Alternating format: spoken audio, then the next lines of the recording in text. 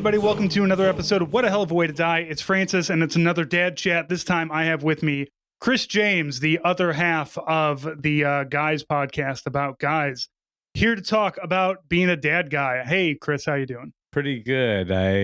I'm a new dad guy, so I'm in the stage. I don't know how in depth you get into it, but I'm at the not sleeping very much, and so yeah, I'm feeling bad. If I'm going to be honest with you.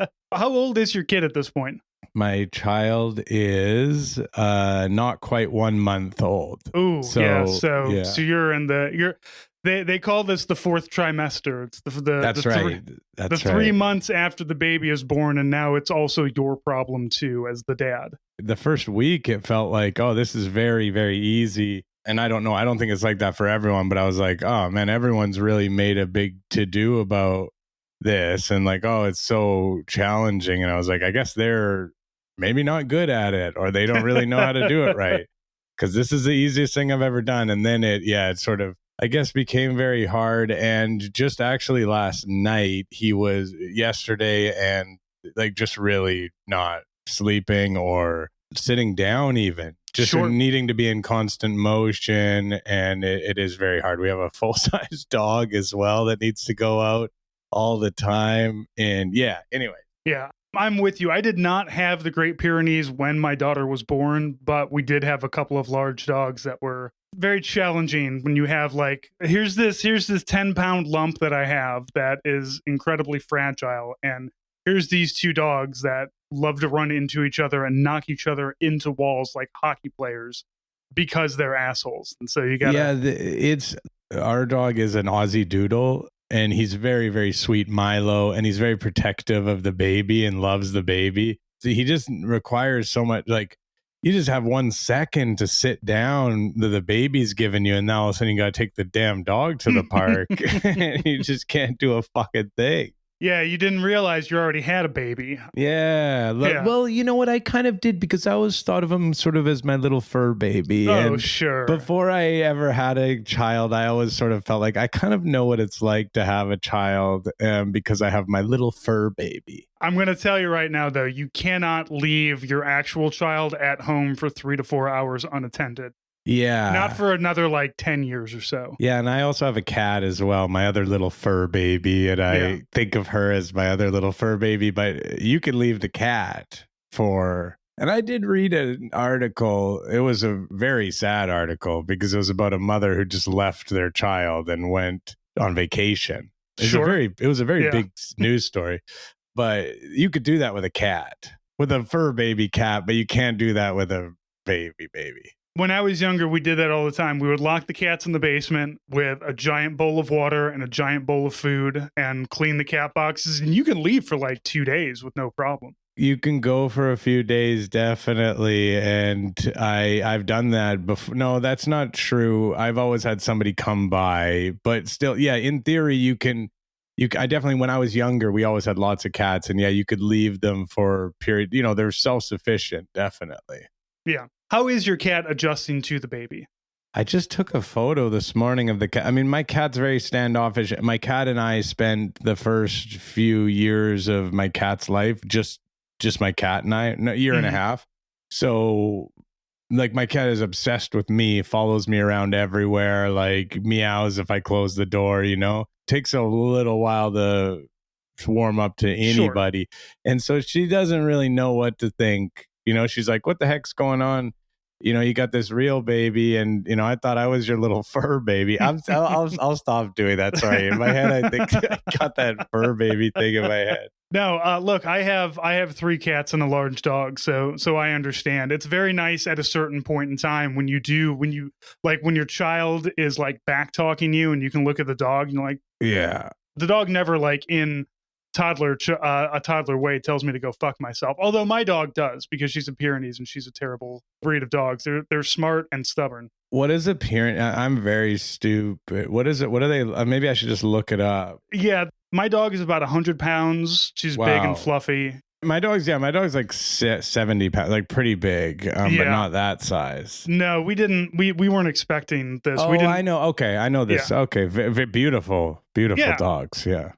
I walk her 3 times a day. I always get compliments like, "Oh, what a beautiful dog you have." Yes. Yeah, she's. I don't want to like, I don't want to go tit for tat, but I get it as well because my dog has this really unique coat. It's an Aussie Doodle, but it has this really great black and white coat, and so I'm always getting compliments. And I take 2 times to the park, and then 4 separate shorter walks is what we go on. Oh wow! Day. So you're taking that dog out a lot. I live in an apartment. Yeah. So I live upstairs in an apartment. We don't have a yard or anything like that. So this dog has to be going out all the time or it's a nuisance. Yeah. I had to actually build. I have a very small yard. Lucky. Yeah. I don't have a door that leads out to the backyard, but I did have to build like one weekend. I just built a no dig fence. You just like hammer these things into the ground and then you build it. And I said, fine, we can put the dog out there. And it's like her little outside playpen. She's fine. I mean, that's huge though, just to be, and you know this, right? The dog needs to go to the bathroom and you're just like, let the dog out. Like versus the dog whines at me to go to the bathroom. I have to like put all my stuff on and I have to go on through the elevator. I mean, I'm not the only person who's dealing with this. But yeah, and then when I take my dog out, this is just me complaining about my life. Then when I take the dog out, the dog gets like loves to run around and stuff, and will get so muddy, and so I have to go down to the underground to the hose area and hose the dog off and wash the dog off every time. It's really so much. But the dog is the sweetest, thankfully. Yeah, that is the same. My dog is very loyal. She loves us very much in her own way, but she stinks constantly. She's just the worst smelling fucking dog. Oh, that's right. Milo smells great. I get his shampoo that we use, and then we get haircuts on him. So he has short hair. I think that helps. But he's got a great. I want to say he smells damn good. He doesn't just smell okay. He smells good. Like sometimes I sniff on him, like damn, I wish I smelled as good as you. You got to start using the oatmeal shampoo in the shower for yourself. That's what I use for him. Yeah, the oatmeal shampoo. So, Fresh Baby, you're about a month into it and everything. We're recording in the middle of the day. And I know that you have kind of unconventional work that you do. You have the podcast. Are you still a touring comedian as well? No, I have a channel. I have a prank channel that is my main thing that I do. It's like a variety prank channel where I use like AI and I trick people into coming on for fake interviews and stuff of politicians and people like that. So yeah, I mean, I work whenever. I don't have a conventional. Sometimes I'm up really early in the morning calling like some East Coast shows because I'm on the West Coast.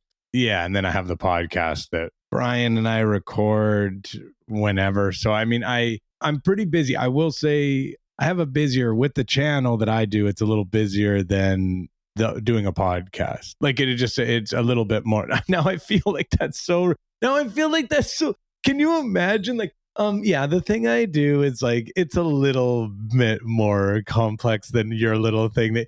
No, I'm just saying as someone who does a podcast as well. Yeah, don't worry about insulting me. I fully understand. Like I've been doing my show for like 7 years and whenever I have that, like once a year or so, you just get that like, fuck, I don't want to do this anymore. Like, I don't want to have to schedule these interviews. I don't want to have to do the interviews. I don't have to talk to... There's so much time that gets eaten up. And I have a 9-to-5 job. I have a regular, corporate job as well that I'm on my lunch break. Luckily, I've been there long enough. I can take lunch whenever I want. But you always feel bad about like complaining about like, oh, well, my job where I make prank phone calls on Twitch to people it's so hard to do. It's not, and it's not hard to do. I want to be clear. It's not hard to do. I've worked at real jobs. I've worked through my life at warehouses and a hotel and retail and all kinds of jobs. And those jobs are irrefutably more difficult and harder and in every single way, I think. But I just think that doing the channel that I do takes up more of my time than doing a podcast does. Like a podcast, because anyways. So it seems like Brian, not to belittle your point, but Brian does most of the work to bring the stuff to the podcast. And it's Brian's podcast, so I'm the co-host of it. So yeah, Brian does all of the work in doing all the research, and my only requirement for that is to, show up, and I don't do any preparation for it.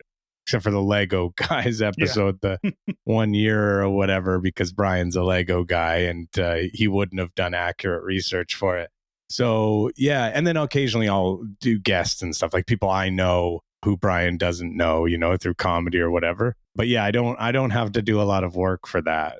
And you know what? Like, I spent years in the Army too, and I'm in my 40s now. But like, once you kind of cross over the line of 32 years old, you start looking for that. Where's the job where I just get to kind of sit all day and relax? And something also that comes with this is that you have to, your job requires you to be like, it's just you. My corporate job, your warehouse job, you show up, somebody says, here's what you need to do. You do the thing, you go home, you don't have to think about it. But when you have a show that is all on you to do, it gets hard. And then you're just like, oh, I didn't get as much money this month as I did last month. And then you got to play those games. It's reliant on it a little bit. So yeah, it is. It is on that, in that sense. I worried a little bit about like, man, I'm having a kid. Is all of my like mental focus going to be just on this kid, and I'm not going to be able to create anything that's like good or whatever? I was like, I wasn't really worried. I think I can still go on a podcast. You know what I mean? Like, I think I can still go react to things that are presented to me. I don't think my ability to do that, maybe be like funny in the moment, I don't think that would go away, but to be creative. But I did find that when I had the kid is that I was like, I had this really corny kind of dad moment. I didn't have too many of them, but I had like this one where I was like, I want, it actually is like, makes me want to do better and be more creative. Now that I have this kid, I want to be great for him. I want him, I want to do something great for him so he can grow up and be proud of his dad. And so he can have money, that I can have a life for him and the things that he needs and stuff. So I think it might be positive in that way, creative.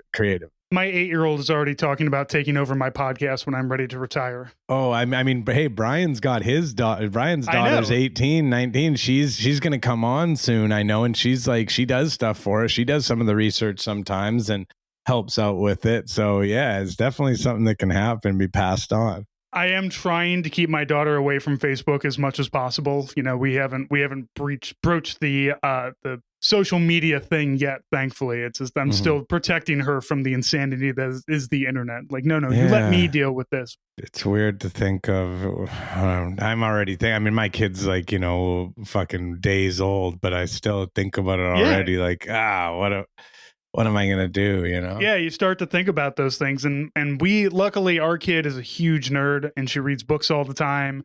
Yeah. And her favorite TV show is Lego Ninjago. And she does not have unrestricted access to the internet for very, very particular reasons. And it's just, like my wife and I joke about it because we're both in our 40s and we grew up on, I grew up on a 56K modem. She grew up on a baud modem. She's a little bit older than I am. So the internet back then and the internet now are just two completely different things. And it's hard to think just like, well, what do I want my child to be exposed to? And, you've got a fresh one.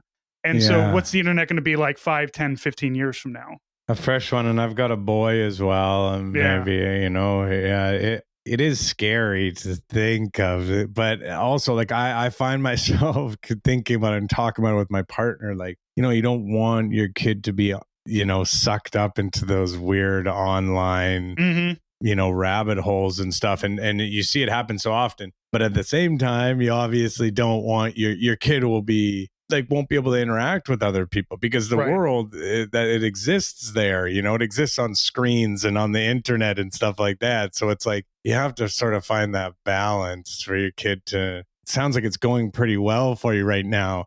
You want your kid to kind of be a nerd, to be honest, as well. That's like, we talk about that a lot. Like our kid is named Charlie. That's the name of my boy. And if he's just like a sort of regular guy, then he'll go by Charlie in my head. And then if he's like a nerd, he'll go by Charles.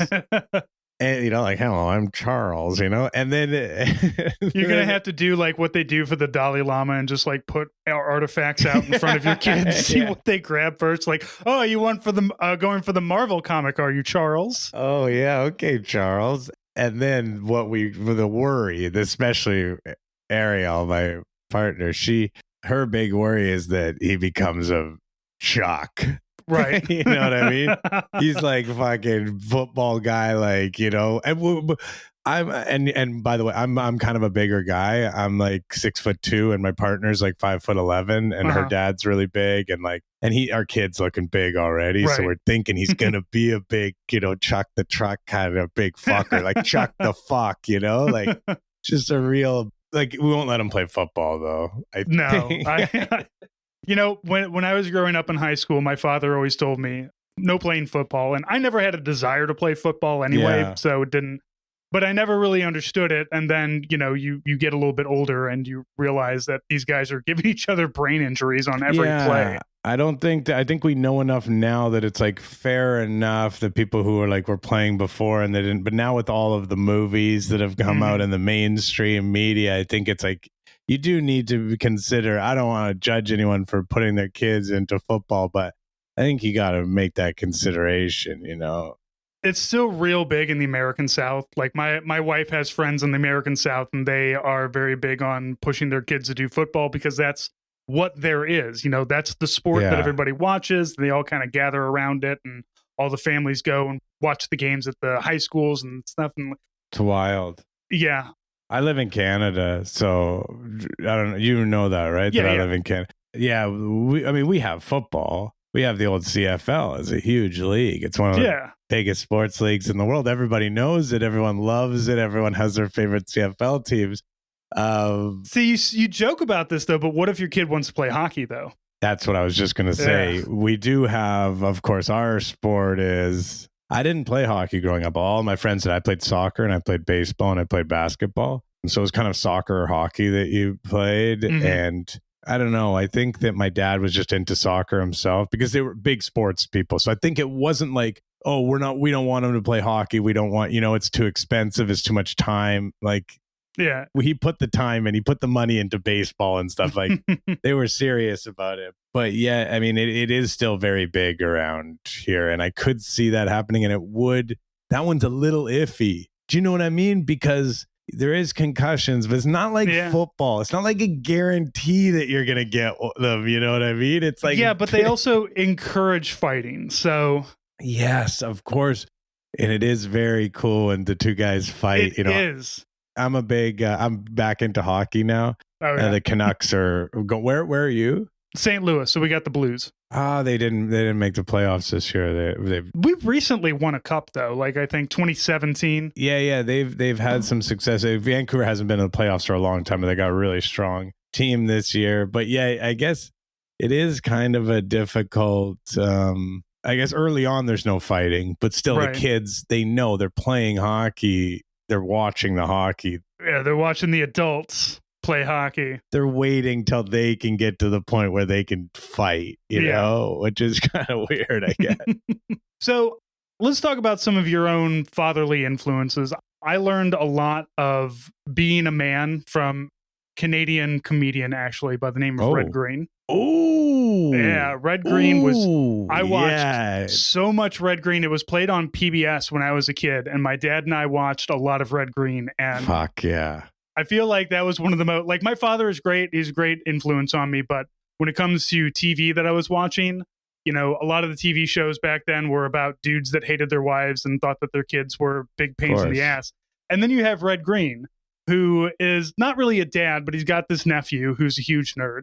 And he's teaching everybody how to do all kinds of things, how to make a boat out of duct tape. Everything out of duct tape. Yeah, everything out of duct tape. He's a legend. He's like a legend, obviously, in Canada. He was like he was like a performer and stuff too, I think, before even the show. I watched that show all the fucking time too. It was on constantly here. Yeah, I watched a lot of that, and I watched a lot of a British TV show called Red Dwarf, which was a comedic sci-fi TV show in the 80s. You got stuck on that when you were going through the fucking alphabetical, and you got stuck in that red. I got stuck on what PBS was showing because my father refused to buy cable. So did you ever get into Red Shoe Diaries? Let's not talk about my teen years. That was in America too, right? Because that was in Canada. That was on Showcase. Channel 39, which I guess is a American network, probably, right? I think That doesn't sound familiar. No, maybe Showtime. I'm thinking Showtime. Showtime. So it was on Showcase, but it was an American show, right? You guys also had Red Shoe Diaries? Yeah. Yeah, we had a lot of that. David Duchovny was the host of it. Truly, he was the host of Red Shoe Diaries, like X-Files, Fox Mulder. He was like, here, teen boys, here's some pornography for you. Here's some softcore pornography for you. Yeah, there was that, and Emmanuel in Space was the other softcore porn that I remember from the day. Oh, I don't know that. I don't think we got that one up north. I was a sci-fi buff, so I was really into the space, space comedy, space porno, just anything in space. You'd get into like aliens having at it. I'm not Count Jacula. Count Jacula, yeah. But so what's funny? The Red Green show, the nephew, his name was like Patrick McKenna or something as the actor. Mm-hmm. And he plays this really, for anyone who doesn't know, he plays this really like goofy, like real sort of caricature of a person kind of guy, like a comic book like guy, his like fail son kind of nephew. And then at the same time, he was starring on this show in Canada on the CBC that was like about day traders and stuff or something, and it was like he was like so serious, and I remember it really messed me up as a kid. That like, what is he doing? Like, why is he so different? I couldn't understand. Why is he not doing his funny laugh on the Wall Street on the floor? Don't they know when's his uncle gonna come? Gonna come in and give us some real good financial advice about putting all your shares in duct tape. Red Green, I recently saw him again. He popped up because I do this stream called Huck Watch, where we watch Mike Huckabee's late night show. You're doing a lot of psychic damage to yourself. Oh, yeah. And that's where I recently saw Red Green. He was performing on the Huckabee show. I mean, you got to understand he's an old guy now. I don't think he's politic. I don't even know, but I guess he has to be like, you just have to be religious and you have to be clean to be on Huckabee's show. I imagine this is like watching, at least Prairie Home Companion like had an audience that wanted to be there. Like Huckabee, the Huckabee audience always seems like they're kind of dragged out of a mortuary. Yeah. Oh, they're very old.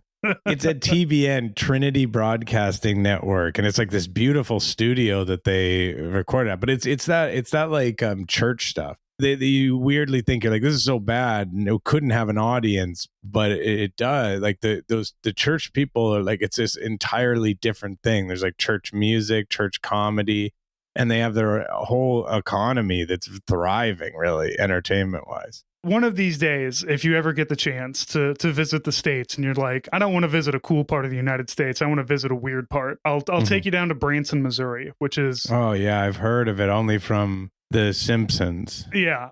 Yeah, Las Vegas run by Ned Flanders. It's very, very much so. But there's a lot of really good, like it's a very showbiz kind of place. Like there's like Yakov Smirnoff has a theater down there. Yeah. Oh, I know. I know a lot about Branson, Missouri. Okay, I know a lot about Yakov Smirnoff, and I think even Joe Piscopo was, or somebody else was doing a show out there as well. But yeah, the Yakov Smirnoff Dinner Theater, I forget, somebody like did, maybe it was Opie and Anthony or something back in the day, but they did a whole thing about it, like going through the audio of one of the ads. I would love to go to Branson, Missouri. That is the kind of place where I would love to go. And I wouldn't be, not in a mocking way even, I would love to go there. I would genuinely enjoy it and have a fun time there. I know it. Yeah, we went down there last year and we have, lakes all down there, and all the lakes have like these little peninsula fingers that go into them. So they have, that's where like all the rich people go to take their boats and boat around and everything. So we stayed on a condo at a place called Indian Point, and I took my daughter down to the lake and just like for 2 hours spent throwing rocks into the lake. Oh, hell yeah. Yeah, a thing that I spent, a lot of my younger years doing. She's like, I'm bored. Like, we are going to go and splash around in a lake and throw rocks in the water, and you're going to absolutely love it. And she kept begging to go back and do that. Now I have a question for you. When you say throw rocks in the lake, were you skipping the rocks or were you just throwing them? I was trying to teach her how to skip rocks. Okay, yeah. She was not quite there. She wanted to she's still at the level of, I want to find the biggest rock and make the biggest splash. Yeah. Biggest one, biggest splash is definitely, I remember when that was it. But man, when you get to the skipping and you lay one out there and it hits for like 8 to 10 or whatever. Yeah, when you hit double digits, you feel like you're playing in the Super Bowl. It feels so incredible, yeah, at least for me, I remember as a kid, it was very invigorating. I had a really good imagination, and I would really put huge stakes into it in my head, Bottom of the ninth of the rock skipping tournaments exactly. of the world. He's got to hit 10 here, or my cousin will be killed. Yeah. No, I wouldn't think. I would get the same way, because I would, you spend a lot of time finding a good pile of rocks, and you got to pick up the rock, and how does this feel in the hand? Do I need to turn it? And then when you throw it, just a little high on that one. The wind caught that one, so I only got 5 skips out of it. That one was a little low. The wind is an issue. Yeah, maybe I need a heavier rock to deal with this wind, know? Yeah, no, and then I don't know if you ever experienced this, but sometimes I would find a rock and it's this rock is so fucking good. Mm-hmm. This is the most perfect skipping rock, and you don't even want to skip it. No. You're afraid to do it because there's so much pressure on it to deliver. And I one time when I was a kid stuck a rock in my pocket because the lake was too choppy that day for me to skip it. Yeah. You save it for a better day, better conditions, so you can go for a PB or whatever. Yeah. Exactly. You want to make sure that you're maximizing your gains here. So how about your father? You said you had a good relationship with your dad. Well, I guess also, how has your family been helping out? I assume, are you living around family that comes and helps out with the kid? Wow. Let me tell you.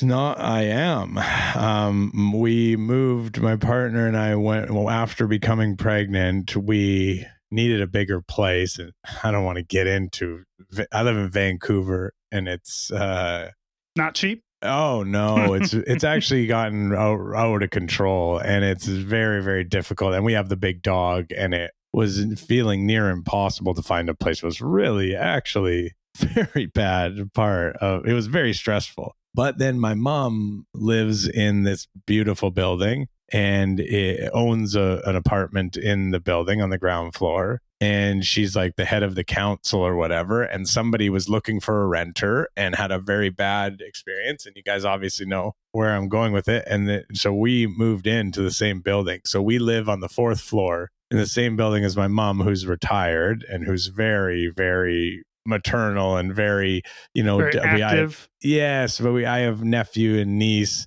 and he goes over twice a week, and she looks after him for days. And so she's very active and wants to be active. So, we haven't, being that we're a month in right now, there's not a lot of help you can get a month in, Right.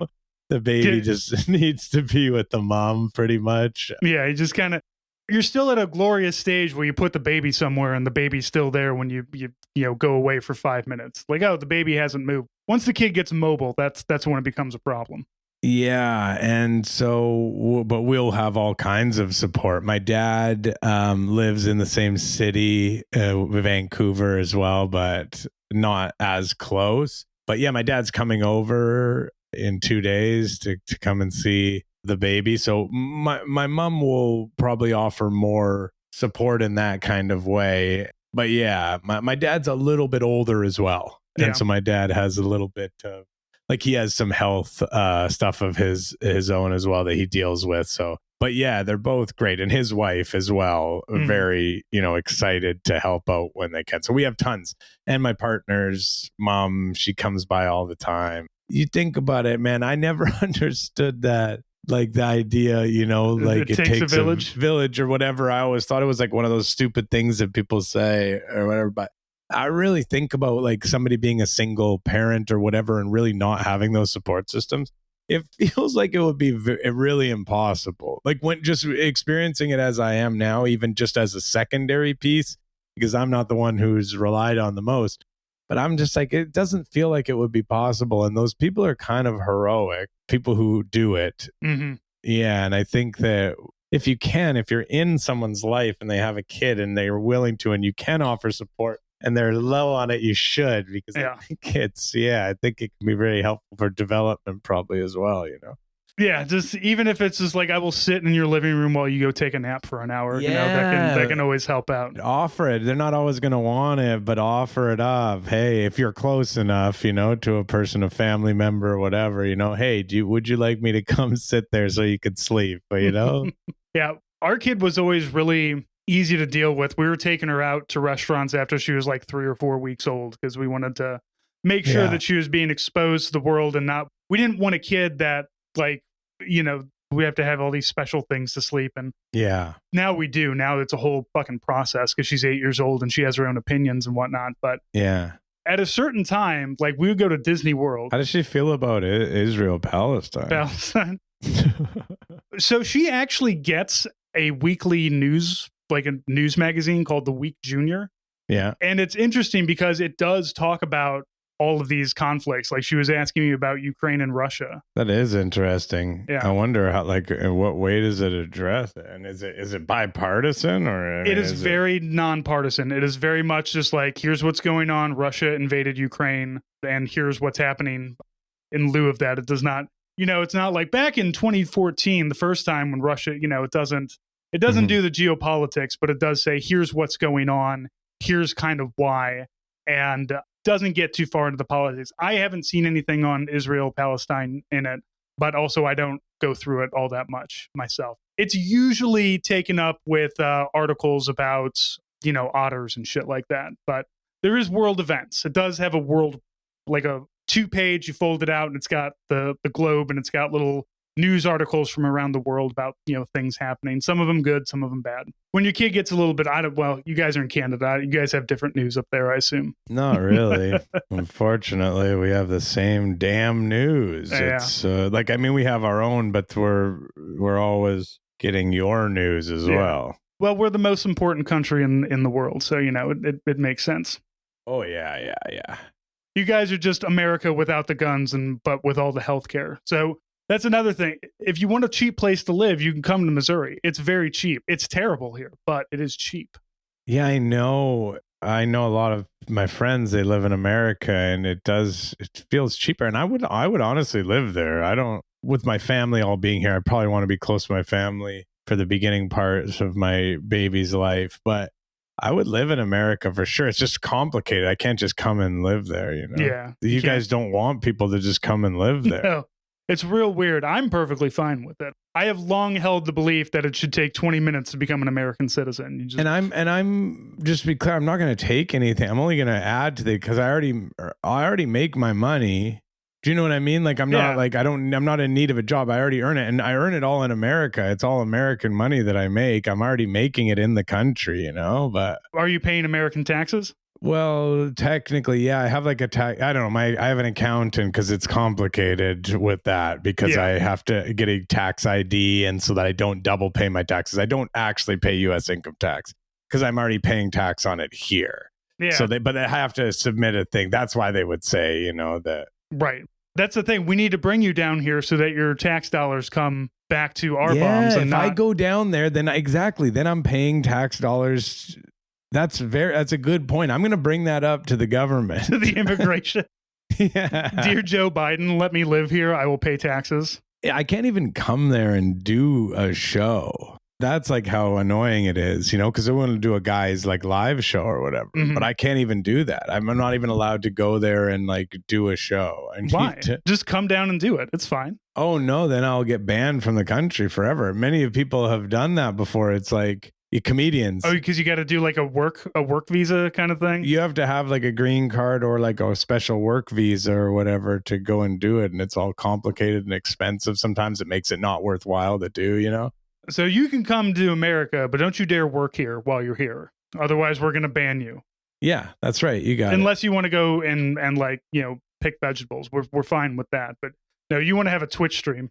Yeah, I can't perform. I can't go perform. So what other kind of influences do you have for fatherhood? What are you drawing from? Yeah, that's an interesting question, actually. I mean, I guess a little bit my brother, because he is recently, you know, he has a 3-year-old son who's my nephew, and so I've sort of seen him. Yeah, he's got a little experience under his belt. Yeah, so I've sort of seen him recently, and he's experiencing these things recently, so he can impart a lot of wisdom that's like current day wisdom, that's not like, what you got to do is you got to, take him out to the asbestos farm. You talk to some like old time or whatever, and it's like, well, we don't use lead anymore for that. You're having to explain all these different things to them. I think about often how I want to raise my kid and like the values that I want to instill in my kid. I'm not going to get all into the value system that I believe in and all that stuff. But so I think that I've picked up a lot of that from various things, whether that, it's not going to be like some media where it's a father talking to his son necessarily. Or like, hey, I watched this father on TV, and it's just general ideas about the world that I've learned from, other people in media. So I've been thinking about that a lot. Like, what do I want to instill in my kid? Like, what do I want to teach my kid about the world and how it works? How do I make a Charlie? How do I make a Charles? And how do I make a Chuck? And how do I avoid some of these? How do I make a, Chuck the fuck? Can you imagine though, Chuck the hey, where are you going tonight? Fucking Chuck the fuck's having a party, fucking rager, Like, he would be a heavy dude. Yeah, and you know what? He sounds like he's very popular and respected by his peers, and that's a good thing. The weird thing is he would be. Do you know what I mean? And that's the thing. I work with two guys named Chuck. They're perfectly fine and normal, but yeah. Wow, but you don't see them. You don't see them when they let loose. I have seen one of them when he lets loose. He's also a huge nerd. It's fine. Okay, but yeah, I think that I wonder now, because it's interesting. I was just thinking about that too. Like, I wonder if some big fucking beer drinking guy who's like named Chuck the Fuck, if he would be popular nowadays. I guess it would be all about if he was decent. If he was just decent and had a good heart and treated everybody well and respectfully. Yeah. Then he can be Chuck the Fuck still, and he can fucking rage out, and he can shotgun brewskis, and he can get a little, he can do a couple of things that are a little iffy, you know what I mean? Smash a window or something like that, the important thing is that Chuck the Fuck respects women. As long as we can instill that. We and my partners, we want to make sure that is a big thing that we want to teach our child. And also, listen, your name's Chuck the Fuck. It doesn't mean you have to be disrespectful to women. You respect boundaries of everyone, women or anybody, whoever, because Chuck the Fuck, who knows? Chuck the Fuck, he may be and might not even be into women, and that's cool too. He can be the big raging ass dude, Chuck the Fuck. But yeah, maybe who knows? We're gonna support Chuck the Fuck no matter what. Yeah, his full name is Chuck the Fucking Nice. Chuck the Fucking Nice. That's right. We love Chuck. I had a really good dad when I was coming up, but I was the third, and my older brother is 17 and a half years older than me. So whoa, with same dad? Yeah, same mom and dad. They've been married more than 50 years. That's like, what could I like is what's yeah, that's not like just like there's like something is a little space. We have a sister in between too. Okay. Yeah, my brother is 17 years older than me, and my sister is 11 years older than me. And so they just took big breaks. Well, it wasn't on purpose. Maybe I have not discussed the prophylactics that my parents might have been using in the 1980s. So you think maybe it just you think it was a slip through situation, perhaps? I mean, it does 11 years after your second child. And the thing is that I know very well that my parents like to fuck. Yeah. Oh, really? Oh, yeah. How come you know that? I've walked in on them more than once. Yeah. Like, at what age were you when that was happening? You don't have to talk about it too much. I'm not traumatized by it.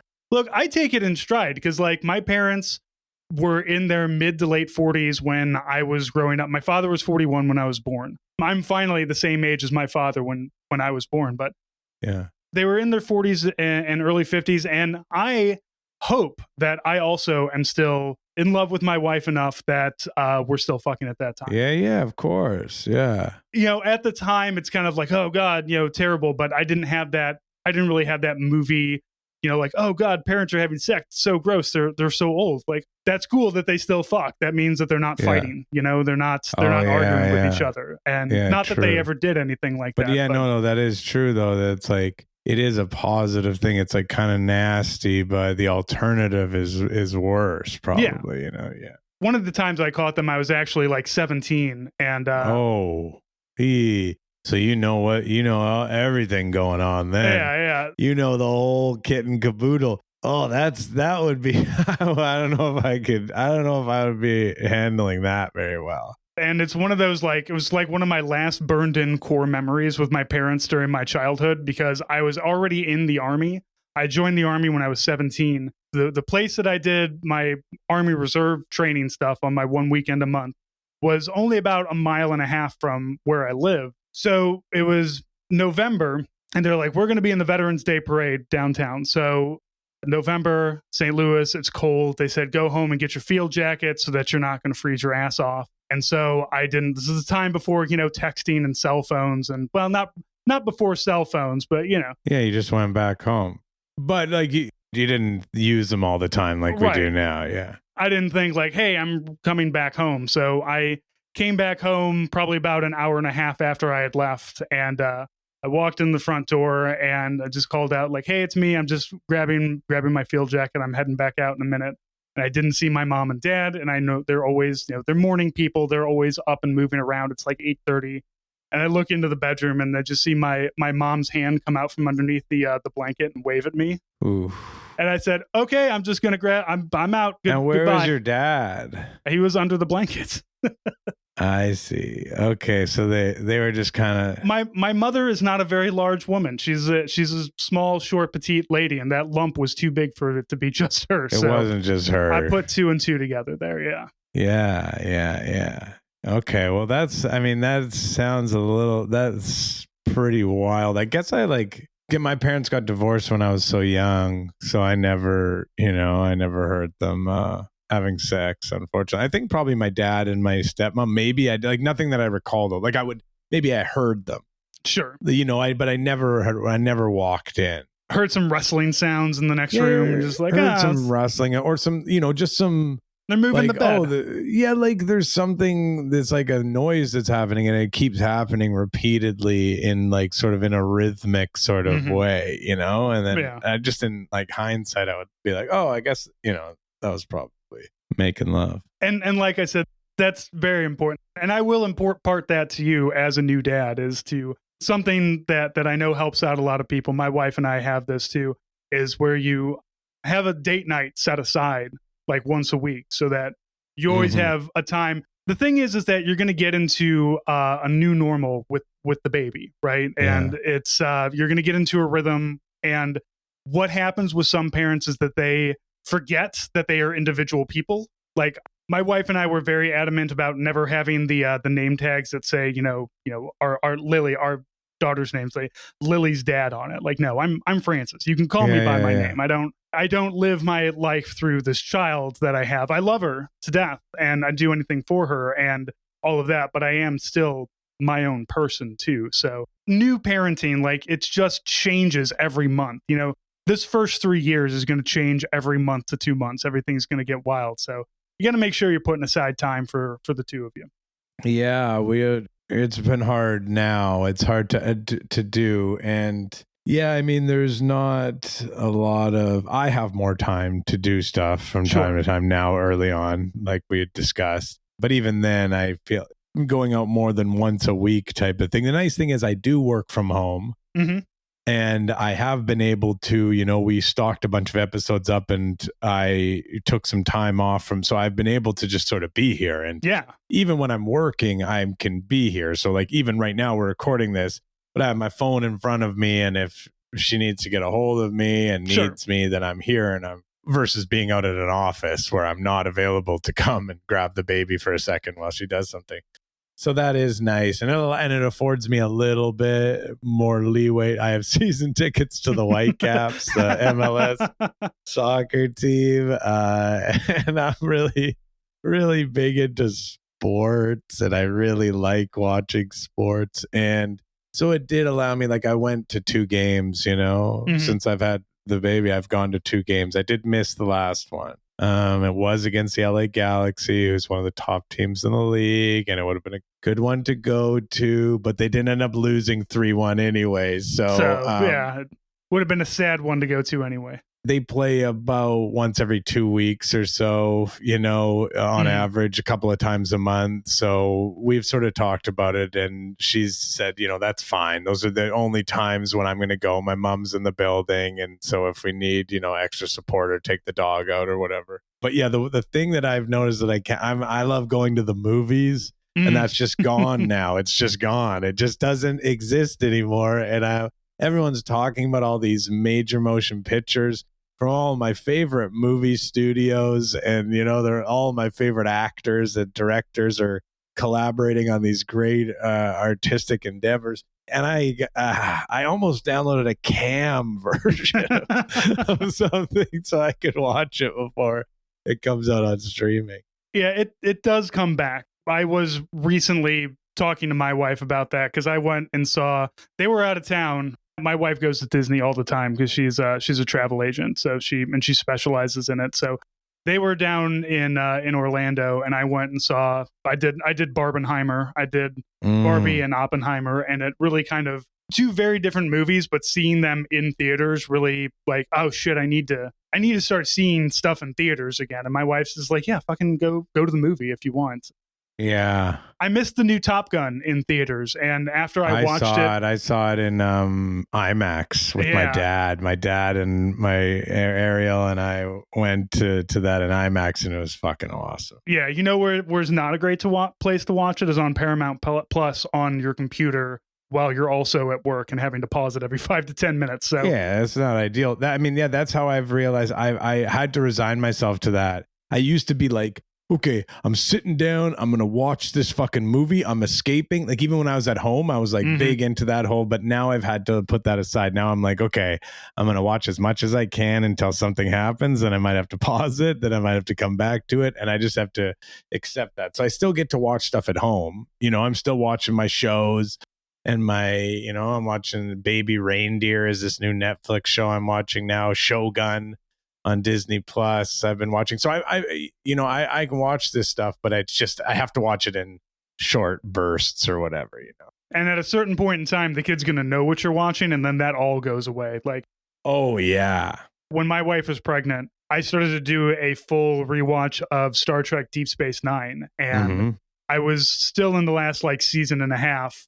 And it's not now she could watch. She has no interest in it, but she could watch it now. But back then, it's like, cool, just hand me the baby. The baby can sleep on me while I watch TV. Yeah. But now it's there's certain things that you're not allowed to watch while the kid's in the room, and the kid is always in the room. Wants to watch really bad stuff too a lot of the time at a certain age. But then they. But what I was gonna say, stuff is better now. Like, you're gonna miss out on the Bluey hype. Like, that's kind of the big TV show on Disney Plus that all the kids really love. But I think it ended recently. I'm thinking of I'm thinking of my nephew, 3 years old, for really young like that. It just feels like the stuff they watch is it's pretty objectively bad stuff.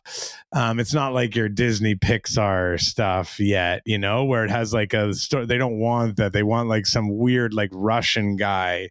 He's in some weird forest, and he's like, well, I'm gonna get my fire truck, and it's ding ding ding ding ding, and they're like, that's what they're watching. It's fucked, man. The kids are just really into the weirdest shit. It's fucked, man. YouTube is fucked. Keep them away from YouTube, man. Just put them. Do you guys get PBS up there? Do you have your own? Yeah, but no, I'm not. Listen, as someone, I put my stuff is on YouTube. That's where not even a show. My main channel that I do, it's on YouTube. I will not. I don't want my nephew gets to go on YouTube. Not a chance. No. I know too much about YouTube. I know too much about it. I know that Blippy guy fucking sat on a toilet and his friend shat all over him. That's a true thing. He used to be this old character. Named something else. And There's a video of him where he's like sitting on a toilet and someone that does explosive diarrhea all over him. I'm not joking. And it's not a joke video. It's a real video. So when you find stuff like that, you can't be letting your kid watch Blippi. Thankfully, we missed Blippi, but Blippi is not terrible. Listen, I don't know if there's a Blippi Here's How Toilets Work episode. No. I'm telling you, Blippi's a dark figure. He's a dark figure, past. even and a dark future, as far as I'm concerned. I think that he might not seem bad, but I think there's something he's doing subliminally. He's a really dark figure. Yeah, at this point, I feel like anybody who's on YouTube and garnering a huge following of children is doing some kind of subliminal messaging. There's got to be something. It's also just so weird. Yeah, it's just, I don't want to, but like, yeah, the ones who are kind of like in between, like Logan Paul and stuff like that, you know, they're not doing it for children, but they are kind of doing it for children. Right. And they're like 11, 10-year-old people are like into their stuff, you know, and then they're like the stuff they're advertising for. Somebody brought it up before. I don't know who it was, but they were talking about that like, yeah, when we were younger, like we talk about, you're sort of watching these shows or is PBS stuff, maybe Mr. Rogers, maybe occasionally some like weird cartoon thing or whatever. And that's who's influencing you. But nowadays it's like Logan Paul is like having influence over children, you know, in like an actual serious way. It seems kind of weird. I don't know. It's not great. And I think the big thing is just to make like you've got to guide the kid towards the mostly inoffensive stuff. Like my kid loves, like I said, Lego Ninjago right now. So I know Lego. Brian, my co-host of the podcast, he loves Legos. He'll never build Ninjago stuff because it's not the 18 and up things, but it's like a whole like kind of ninja shogun kind of thing. Okay. So all the sets are very Japanese influenced. There's lots of ninjas or samurais and stuff like that. So the Netflix has the Shogun show that I'm watching on Disney Plus. It's an adult version, but yeah. Exactly. Yeah. They're not made out of Lego either. I don't know. I've never seen Shogun, so I haven't. It's fantastic. It's very cinematic. I'm currently working through Fallout, so that's the. I'm watching that a little bit too. It's a good one for me because I never played the games and stuff, so I like it. Yeah. But I can have it on in the background while I'm doing stuff with the baby or whatever. Mm-hmm. And I can kind of like, I don't have to be dialed right into it for me and I can still enjoy it, you know? I was a big fan of the games, all of them from back to Fallout 2. I didn't play the first one. So how is it for someone who like how is the show as a fan of the games? I think it's fantastic. I did not expect it to be as bloody as it was. Because in the games, you can play as fucked up as you want. Like it's a role playing game. So if you want to be like a person that just punches people in the face, or if you want to be somebody who is, so safe to say you can choose if you want to be a Charlie, a Charles, or a Chuck. Exactly. You're in that game, yeah. Right. Your baby is at the character development stage right now. It's picking its strengths, its intelligence, and whether it's going to be Charles, Chuck, or Charlie. Right now, its strengths are screeching and shitting. Have you been shit on yet? Oh, yeah. Oh, okay, there you go. Pissed all over a bunch of times, thrown up on. Yeah, definitely. He does the classic baby thing where you change his diaper and then he pisses all over you when you take the diaper off, you know? It's a little worse for boys because, you know, when my daughter would do that, you know, it's just like, well, you don't have a little fire hose. It's going to start flailing around. Yeah, it's literally spraying all over. I tweeted it the other day. I just was walking by and he just pissed all over me because it just went off the side, you know? And I was just like, I was minding my own business in my own home that I pay for, by the way. Assaulted. You know, you could have castle lawed your child if you were in America. I'm just saying. Castle doctrine. Yeah. There is a little thing that you can get that's like a little cone that you put, like you're changing the baby and you can put this like little cone over the dick that if it pees, it just so the kid just pees on themselves, I guess, which is better than me. It's like a little mini dog head cone. I've never seen one. I had a daughter, so I didn't have to deal with it. Of course, yeah. I've heard that such products exist too. It's not a big deal though. It doesn't really bother me. Yeah. Do you know what I mean? I'm not like grossed out by it that much. Like, yeah. Were you ever beforehand? Were you ever like grossed out by that kind of stuff? Not like I don't like it. I'm Sure, not like no. I'm not like I know what you're trying to steer me into here. No, I'm not into water sports and piss play and scat play. No, I find that disgusting. But no, I was never like ugh. Honestly, snot grosses me out the most. Yeah, like you have dogs, you have cats. You're used to cleaning up poop and puke and things like that. You've had fur babies but yeah, snot is something my little else. fur babies. Oh, sometimes I put them into a little stroller. There was a lady. We bought a fucking stroller. Yeah, we have a cat stroller too. You have a fur baby stroller? My wife and kid found them for like $30 online. And have you ever taken for a cat? Yeah, you put the cat in and take the cat. Is your cat sickly? No. That's the only way I could imagine a cat agreeing to go into a stroller and get strolled around is if they were sickly and because my cat they're not outdoor cats, they're just indoor cats, so this is their chance to experience the fresh air. Don't they try to how do they stay in the stroller? Yeah, you zip them in there they're it's not open stroller where they can hop out of. Yeah, okay. You can zip them in, and they've only done it they've only done it twice though. When I take my fur babies out, I put them in a real baby stroller so that people can only tell it's a fur baby when they come around the corner and they're startled. Well, now you got to get one of those double wide strollers so that the fur baby and the regular baby can go to the park together. My God, that would be incredibly cute. Yeah, I've got my one baby and my fur baby. Well, Chris, I appreciate you taking the time out to come on the show. Looking forward to you becoming a dad guy. Looking forward to hearing more dad jokes out of you. I assume that the metamorphosis has started inside of your brain where you're starting to get really into cargo shorts. Yeah. Shoes where you don't have to tie them. No, I wear ABC joggers. Listen, I hate the company Lululemon, but I say this all the time. The only pants I wear are an ABC jogger. They're the best male pants that money can buy. And they're expensive, but they're worth it. I get all my male pants from Target. My wife does my shopping. I don't leave the house. I'm telling you, these ABC joggers, I feel like I'm doing an ad for them and I shouldn't because there's a god-awful company based in Vancouver, my city, but famous. You guys know Lululemon, obviously. It's not like a Vancouver company, but these ABC joggers, man, they're like $140 or something for the pair of pants. So they're wildly overpriced. You can wear them. Really, this is like a fucking ad. You can wear them playing sports or you can wear them to like a formal function. You can wear them with a button-down shirt and they would work in either way, and they're so comfortable. From the ballroom to the bar room. Exactly. And I so that's all I wear, really. That's the only kind of pants I wear. So I kind of think I do kind of dad jokes already, so I think I'll be all right. I'm kind of going dad mode a little bit. I have hair still, but it's like I'm starting to go balding a little bit. I'm fattening up a little bit in the belly area. So I'm kind of going with that classic, fat bald dad look. How good are you with a screwdriver? Can I be honest? My partner's better. Yeah. She's better. She's really, really, really handy with that kind of stuff. So, but I bring stuff to the table as well. Don't you worry. Don't you worry about me.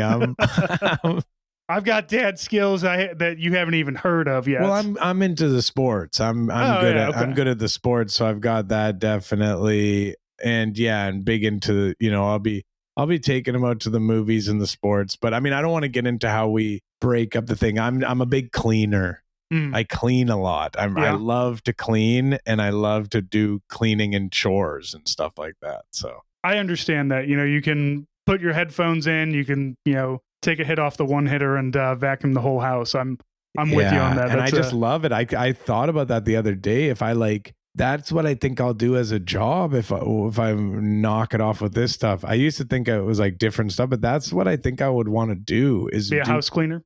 Cleaning. Yeah. Maybe not a house cleaner. I don't know what kind of cleaning, but some sort of cleaning. I like the feeling of it. I like the watching the progress as it happens and seeing it and breaking it down, compartmentalizing all of it.